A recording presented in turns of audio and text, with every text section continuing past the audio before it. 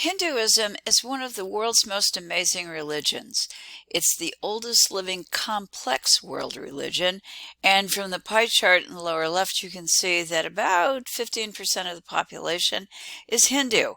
That comes down to over 1 billion people today. So it's very vibrant in terms of those practicing it. It's also important for us because it clearly documents the shift from maintenance to morality religion. We can see that in the Vedas, the early scriptures, which will change significantly in the Upanishads, the later scriptures. Part of what's amazing about this faith is that there is no founder, there's no single moral code, and there's no date that I can give you for when it even started. There is no single practice or theology. Nevertheless, Hinduism thrives today on the Indian subcontinent. In fact, India itself is actually sacred to practicing Hindus. Some Hindus will tell you that there are 330 million gods.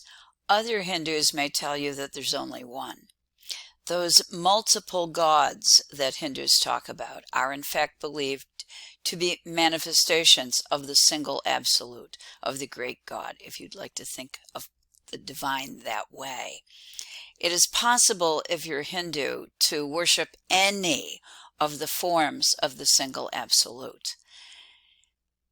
The origins of Hinduism are diverse and consist of blending. Hinduism draws from multiple sources, and consequently we believe that it is characterized by pluralism and diversity.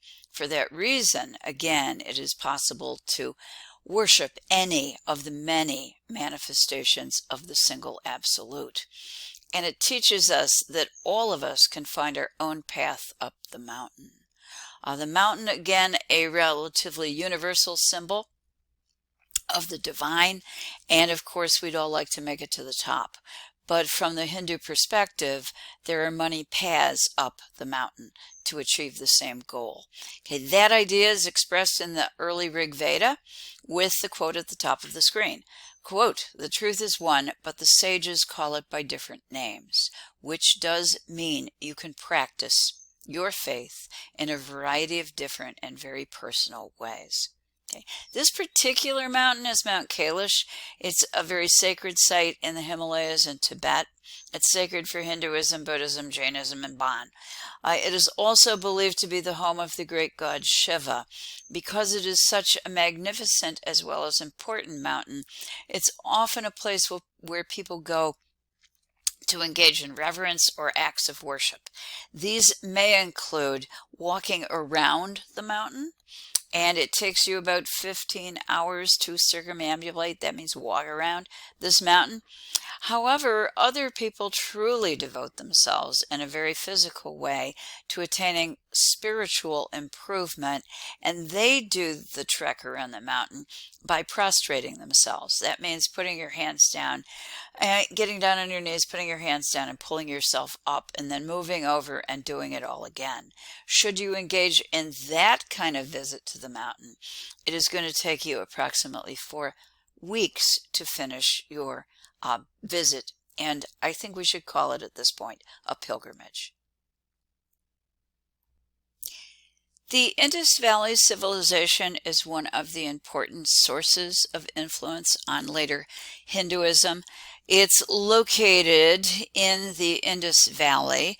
You can see that in the map on the left, right in here. The image of the river is on your upper right, and if we go down to the lower right, you can see again the Indus River Valley. It indicates the rise of a high civilization in India, but about the same date frame, and let's use just 2500 BCE, the ancient Sumerians arise in the region of Mesopotamia, also between, in this case, 2 great rivers.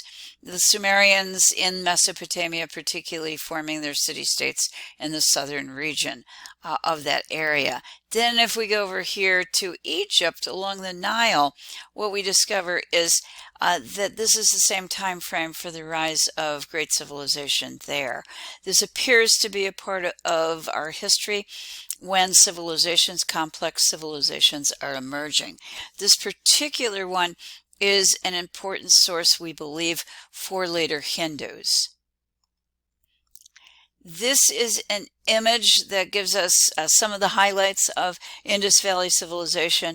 On the left, you can see it, one of, and there are many cities that have been excavated and about to be excavated in the Indus Valley cluster. This is one of the ritual baths in one of the urban centers. This suggests the potential for, very early on, ritual purity becoming very, very important to the people of India. That, of course, is going to be something that continues in Hinduism. The folks of the Indus Valley did have writing. That's the good news. The bad news is we can't read it. So it will be a while before we can translate it and come to understand perhaps the exact meaning of some of their cylinder seals, their seals. The object that is on our right is one of the examples of Indus Valley seals. Seals would allow you to make impressions in moist surfaces, for example in wet clay or perhaps in melted wax. These then would have been used to mark things, indicate authority, perhaps, or guarantee that a product was coming from a particular point of origin. This particular seal is one of the most famous. It's debated, hotly debated. Nevertheless, it's a particularly important one because we can see way back in the Indus Valley society that there is an individual who is seated in what appears to be a pose of meditation. Many people have called it a yoga pose. And in fact, individuals have suggested that this might be a prototype for the great god Shiva, who will emerge in Hinduism. This is a depiction of someone who is actually practicing yoga and meditation today. It is one of the tools of Hinduism that we're going to be talking about, reading about, and learning about within images as well as within the technique of yoga and the technique of meditation. There are standard poses that are used, and there are also symbolic or ritual hand gestures. These are referred to as mudras. The same mudras are going to be used in Buddhism. Additional ones may be added, but the same ones will be understood and used. So Hindu images and Buddhist images, as well as individuals engaged in the actual practice of meditation, seem to be continuing some of the traditions that were observed in the Indus Valley, particularly on this seal. If you take a look at the two images of the seal, you're also going to be able to see that the pose of the figure is very, very similar, particularly to the female meditator who's located in the lower right of our composition.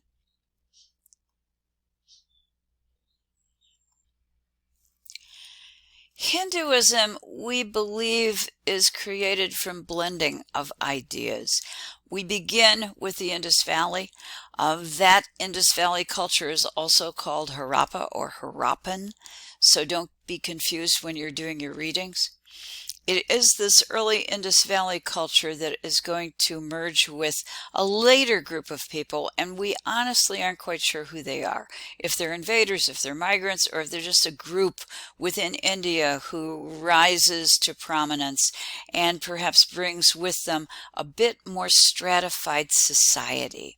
The Aryans seem to bring a more organized social structure as well as perhaps a more organized form of religion. The Indus Valley civilization focusing, we believe, largely on nature-based fertility beliefs.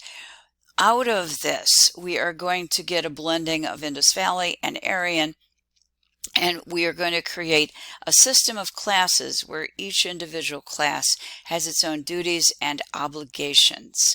Again, there is no single prophet. There's nobody like Zoroaster. There is no single date of origin. It seems to evolve over time as a result of the blending and mixing of two people. This will produce for us the caste system. My source for this slide is Wikipedia, if you want to check it out, but it's a nice, easy example that'll show us the individual castes, or as they're called, the Varnas. Beginning at the top with the Brahmins, the priests, the teachers, and the preachers. Then the Kshatriyas, they would be the kings and the governors, the warriors and the soldiers. The Vaishyas, the cattle herders, the agriculturalists, the businessmen, the artisans, and the merchants. These are people essentially who keep our society functioning, who provide us with food and take care of business. And then at the very bottom of this is the Shudras. They're the folks who really, in fact, get their hands dirty. They are the laborers and the service providers. As you take a look at this, you might be wondering, well, what about the outcasts or the untouchables? Well, literally, they don't even make it to the caste system. They are out of caste, and they are considered individuals who truly lack the purity of the folks who do indeed make it to the four Varnas or the four castes. So what do the Brahmins do? They're the folks at the top.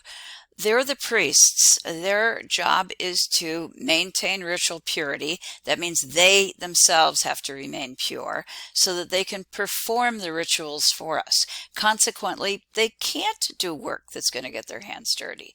What do? They make sacrifices for us. They chant the Vedas. They offer prayers, essentially, and moral guidance to the people. But this does require that others support them. Okay. The Brahmins are going to memorize and recite the Vedas. Those are the most sacred of the scriptures. Following the Vedas, they are going to offer ritual sacrifices, and these sacrifices are going to reach the gods through smoke. Smoke is a kind of universal form, rising upward from a burnt offering, dedicating something to the gods, but also certainly drawing attention to the gods that a sacrifice is being performed.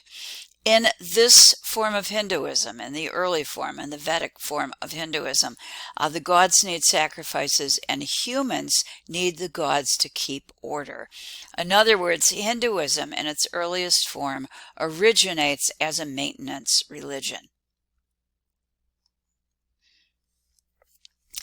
The Aryans, blending and mixing with the Indus Valley, give us what is referred to as the Vedic period, and that's a rough outline of the dates for it. It will be in this period that the scriptures for Hindus will be consolidated.